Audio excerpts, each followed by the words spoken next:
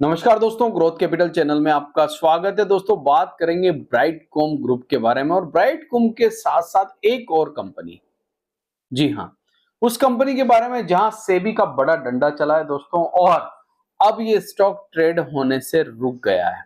और क्यों रुका है, प्रमोटर ने क्या धांधली की है दोस्तों, और निवेशकों को कैसे बेवकूफ बनाया है और निवेशकों को कैसे फंसाया गया है। आज के इस वीडियो में बहुत कुछ सीखने वाले हैं दोस्तों, तो वीडियो को अंत तक जरूर देख लेना। वीडियो अच्छा लगे तो इसे लाइक जरूर कर देना।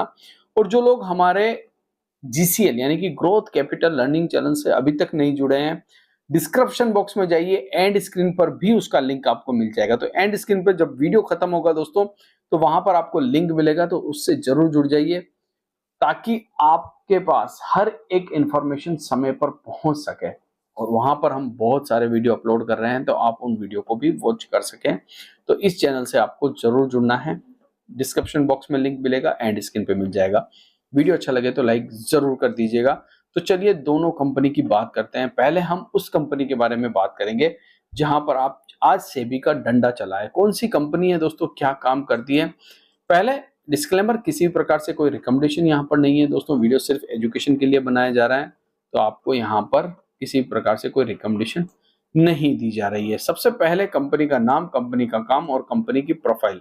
कंपनी की प्रोफाइल दोस्तों अगर आप देखेंगे तो इसका एक नाम और है, दूत हाउसिंग फाइनेंस। जी हाँ, यहाँ पर आप देख सकते हैं, मगर इसका ओरिजिनल नाम जो है दोस्तों वो है पचेली। जी हाँ, पचेली फाइनेंस इंडस्ट्री। एक मिनट रुकिए, यहाँ पर आपको नाम मैं बता दूं, पचेली इंडस्ट्रीज फाइनेंस लिमिटेड ये कंपनी का नाम है।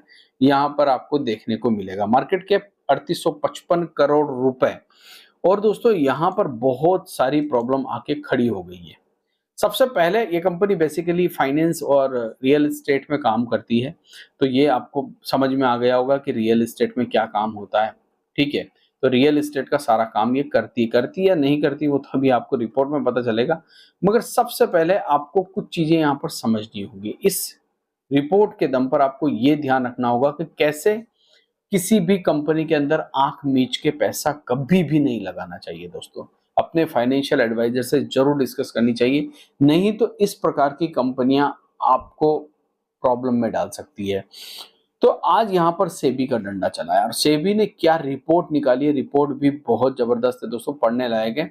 मगर यहाँ पर जो रिपोर्ट निकल के आई है उससे पहले कुछ न्यूज आप देखेंगे। 40 करोड़ रुपए की कंपनी कैसे 4000 करोड़ रुपए की कंपनी बनी दोस्तों, और मात्र 8 महीनों के अंदर। इसके पीछे की पूरी कहानी को समझेंगे कि सेबी ने फिर यहाँ पर क्या डंडा चलाया है दोस्तों। वरना आप न्यूज अगर देखेंगे तो आपको समझ में आ जाएगा कि न्यूज क्या कह रही है, कैसे इस कंपनी में इतना बड़ा मार्केट कैप बना और इतने हाई पी पर ये ट्रेड कर रही थी। 372 जबरदस्त परसेंटेज के हिसाब से ये कंपनी बढ़ी है। मगर हमें सेबी के उस ऑर्डर पर चलना है दोस्तों जहां पर सेबी ने बहुत सारी बातें कही है।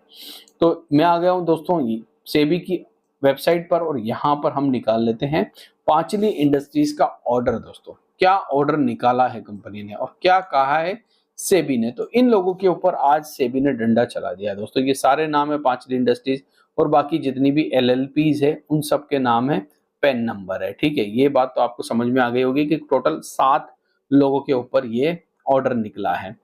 क्या कहा है, मुंबई बेस्ड कंपनी है दोस्तों। सबसे पहले आप देखिए यहाँ पर 20 रुपीज पे ट्रेड करता करता कैसे 78 रुपीज पर गया, और तभी सेबी की नजरों में आ गया दिसंबर 2024 से लेकर 6 जनवरी के बीच में। इतना फास्ट कैसे हुआ दोस्तों, इसीलिए ये सेबी के राडार पर आया। और सेबी के राडार पर आया 372% इंक्रीज होने के बाद।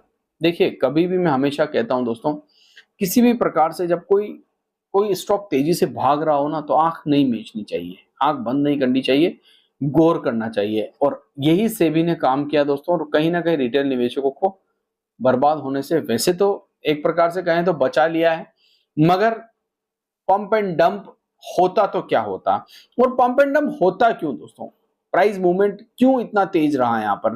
तो आप देखिए, ये कंपनी 1 करोड़ रुपए कमाती है। रेवेन्यू अगर आप देखेंगे ना, तो आपको समझ में आ जाएगा कि 1 करोड़ कमाने वाली कंपनी का मार्केट कैप 4 करोड़ रुपए। ऐसा क्यों, जब आप देखेंगे दोस्तों तो आपको समझ में आने लगेगा कि यार ये कंपनी तो नेट प्रॉफिट में भी नहीं है, कभी तो ये लॉस में चल रही है। जी हाँ, 1 करोड़ भी नहीं कमा रही है और लॉस में भी चल रही है, और फिर भी इसके प्राइस में इतना एक्शन क्यों दोस्तों? यहां पर देखिए आप, 1 करोड़ रुपया भी नहीं कमाती है दोस्तों, 1 करोड़, और कंपनी का मार्केट कैप 4 करोड़ रुपए। तो ध्यान देने वाली बात यह है दोस्तों कि कंपनी के प्राइस को पंप किया गया। जी हाँ, पंप कैसे किया गया? तो आप यहां पर जब आप देखेंगे तो इस कंपनी का प्रमोटर होल्डिंग को जब आप देखेंगे तो 0.01% जो सारा माल था धीरे धीरे करके रिटेल निवेशकों के पास गया। साथ ही साथ इन्होंने अपनी ही एलएलपीज बनाई, बहुत सारी सब्सिडीज बनाई छोटी छोटी। जी हाँ, जिसमें इन्होंने 17.5-17% माल को खरीदा, 14-17%, ऐसे करके इन्होंने अपने शेयर्स को पहले तो किया पंप, ठीक है, और उसके बाद करना चाहा डंप। डंप करने से पहले सेबी की नजर पड़ गई दोस्तों। 1 करोड़ रुपए का रेवेन्यू रिपोर्ट कर रही थी ये कंपनी, 1 करोड़ रुपए का, और अपनी कंपनी के ऊपर लोन ले रही है 1000 करोड़ रुपए का। जी हाँ, यहां पर देख सकते हैं आप, सेबी ने बताया है दोस्तों कि 1000 करोड़ रुपए का ये कंपनी लोन ले रही है, जिस कंपनी का रेवेन्यू 1 करोड़ का भी नहीं। 1 करोड़ के रेवेन्यू वाली कंपनी 1000 करोड़ का लोन लेती है, अपनी कैपिटल को पहले इंक्रीज कैसे करती है? शेयर्स के जरिए, शेयर्स को पंप करती है दोस्तों, ऊपर ले जाती है 16 रुपए से 78 रुपीज तक, और उसके बाद ये कंपनी मार्केट से कर्जा उठाती है और बिगर शेयर होल्डर को बताए ये कर्जा उठाया जाता है। प्रोफेशनल बेसिस पे अलॉटमेंट किया जाता है 849 करोड़ रुपए का दोस्तों, यहां पर आप देख सकते हैं। और फिर दोस्तों खेल होता है इस कंपनी का और बड़ा, क्योंकि प्रमोटर होल्डिंग है नहीं, सारी की सारी होल्डिंग पब्लिक के पास है। यहां पर प्रमोटर को कोई टेंशन नहीं, 29% माल ऑलरेडी 19 में इन्होंने बेच दिया, किसको? पब्लिक को। धीरे धीरे करके सारी होल्डिंग पब्लिक को दी, और पब्लिक के साथ साथ अपनी एलएलपी बना के अपने शेयर्स को ऊपर ले गए। अब दोस्तों यहां पर सेबी ने डंडा चला दिया, और सेबी ने कहा भैया इसको यही ट्रेडिंग रोक दी जाए, और ट्रेडिंग हो गई है सस्पेंड। साथ ही साथ जितने भी 8 मेंबर हैं दोस्तों, सबको स्टॉक मार्केट से दूर कर दिया है सेबी ने। और ये खेल दोस्तों बहुत आसान हो गया है आजकल प्रमोटर के लिए।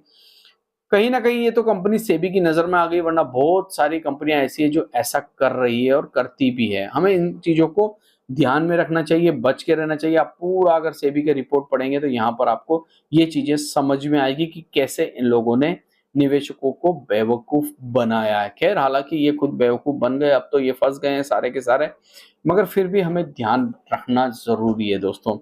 अब बात करते हैं दोस्तों दूसरे ऑर्डर की। जी हाँ, सेकंड ऑर्डर की। मगर हमको यहाँ पे सीखने को ये मिलता है कि कभी भी ध्यान रखिए, अगर आप उस कंपनी के बिजनेस के बारे में नहीं जानते हैं, समझते नहीं है कि बिजनेस क्या करती है, सिर्फ इसलिए आप शेयर्स को खरीद रहे हैं क्योंकि वो भाग रहा है, तो ये गलती मत कीजिए दोस्तों। अपने फाइनेंशियल एडवाइजर्स के साथ जरूर डिस्कस करिए। सेकंड दोस्तों ब्राइटकॉम की बात करते हैं। बीसीजी ने एक ऑर्डर निकाला है दोस्तों, और यहाँ पर माफी मांगी है सेबी से। जी हाँ, क्यों मांगी है दोस्तों माफी? उन्होंने कहा है कि हो सकता है किसी कारणवश जो हमने अपॉइंटमेंट दिए वो हम आप तक नहीं नोटिफाई कर पाए दोस्तों, और इसीलिए बीसीजी ने सेबी से माफी मांगी है। मगर डरने की कोई बात मुझे यहाँ पर लगती नहीं है।